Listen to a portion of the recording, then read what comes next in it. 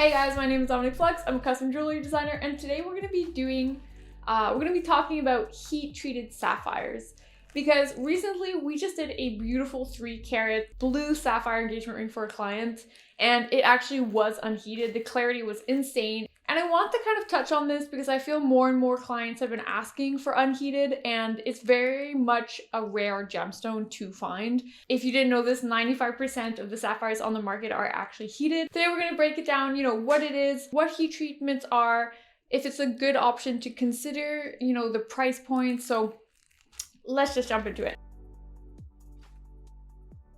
So what is heat treatments? A heat treatment is exactly as it sounds. It's basically when we heat a stone to enhance the color. Well, there's two reasons why, but the first one's enhance the color. If it's a little bit pale, we're gonna hit a more saturated. You can even change the color. A lot of the times, white sapphires of high clarity are often turned blue because it's a more desirable color. They can sell it more than a white sapphire.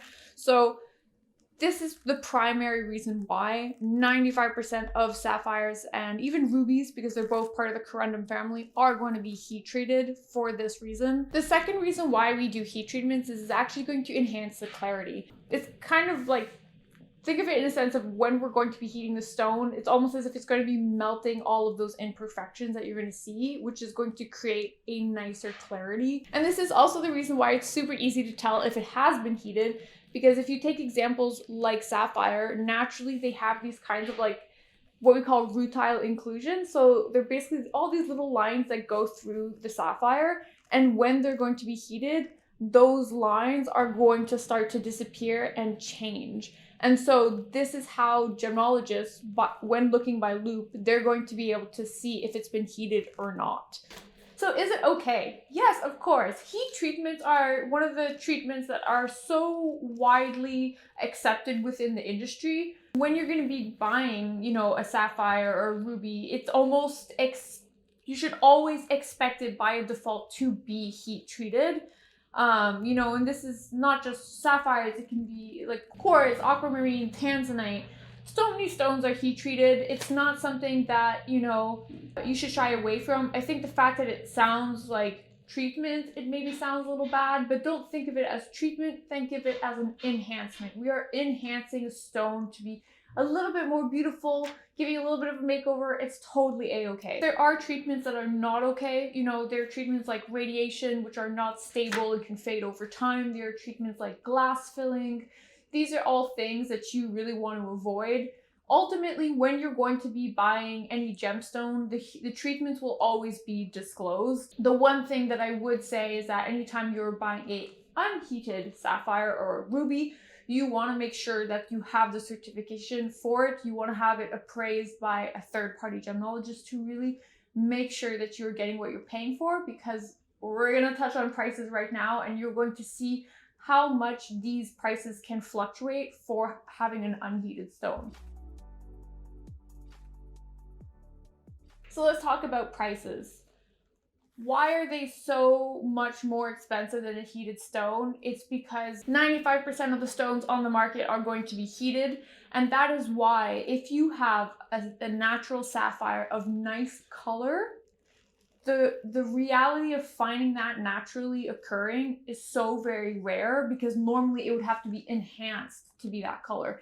And so that is why the price can really go up. The color of the sapphire is going to be more valuable than the clarity. It's not like a diamond where you're going to be looking for, clarity and imperfections. It's just a colorless stone, right? A sapphire, you're going to be really buying it for the color and the personality of the stone. So that is why that unheated natural color is going to be that much more.